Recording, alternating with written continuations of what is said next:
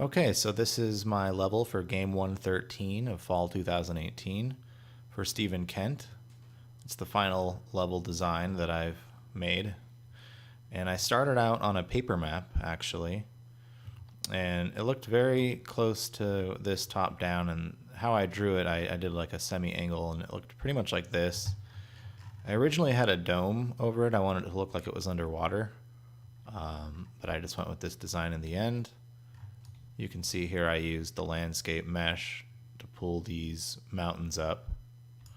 And I used the same mesh to pull out these rocks as well.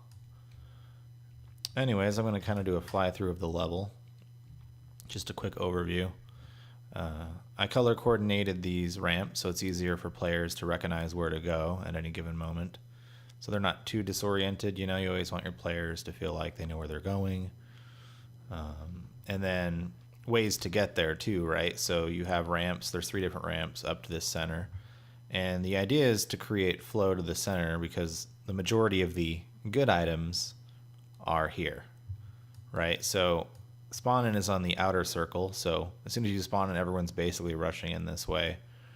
And you have these jump pads to get up here too.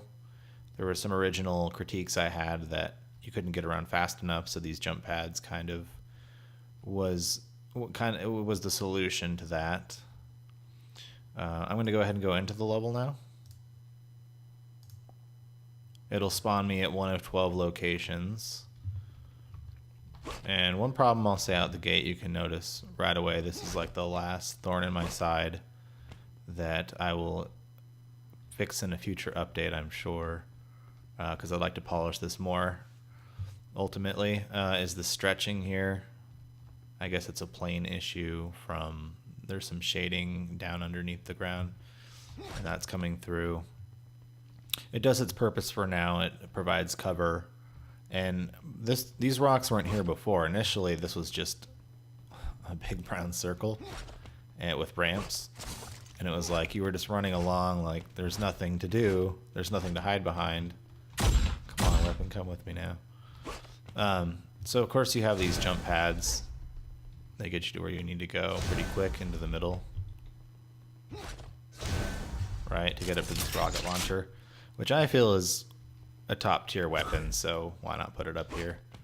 You have some pretty good armor here. Hasn't populated yet.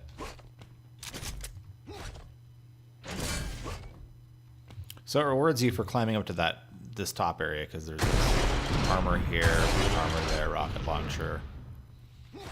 And initially as well, one of the critiques was, and this was pitch black before, this shading, there wasn't a light, an area light in here, and players would get stuck, but I updated the lighting. I wanted it to still be dark because I want it to be a little not disorienting, because I think it's not at this point. More ominous, just like, and you can kind of, if you sit still, hide for a second from a player, you know, get a little bit of cover. So it provides that pretty well. I think it does its job without being too confusing or too dark. There's some shields. I've placed all the weapon types, except for maybe a few new ones in here. Here's elevator system. Each of these glowing blue walls has an elevator by it.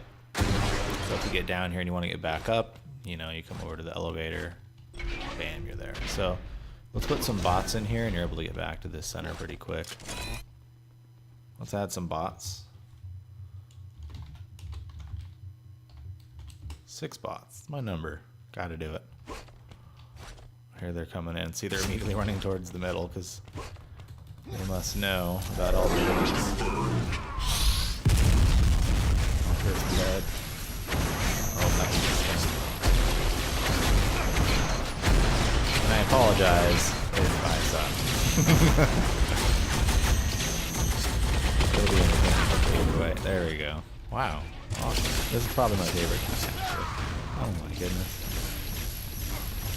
Shows the map there. I basically started this map out from the design on paper and in the game from the very center platform and worked outward because I wanted everything to be centralized, circular, flowed nicely, symmetrical. So I started with that, then moved on to these rings, the ramps, ultimately let out boundaries in that. There's some cover there. I can really gets on this platform. They're benefited because they get that shield, but then they're out in the open. There's no cover up on that platform. But then players below who may not have good stuff yet, shoot up in there, right? And keep cover here, right? Like in this situation. Oh, I could have crouched. And that rock was kind of short.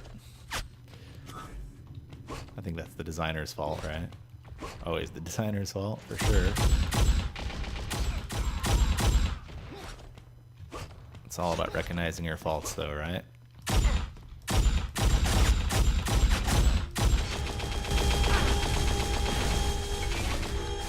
So you kind of get a little hotter. Initially, too, another critique is these. I don't know how to take the bots. I'll probably remove bots. Commenting over here on the elevators. Initially, these went all the way to here, so that players could go up over this too if they wanted to go back outside, over this and that way, which I'd like, but it was bouncing players high up in the air for some reason, and they were landing and it was hurting them, so I had to. That makes sense to have a level with that. Oh yeah. Okay. Oh, minigun. So see, he's more powerful once he gets to those center zones. And if I had better cover or used cover better, I might have had more of a chance. I don't know why I'm not going for the guns. I'm just walking in the middle on the floor. And the floor is not as... There's not as much stuff down there because I want players to go up.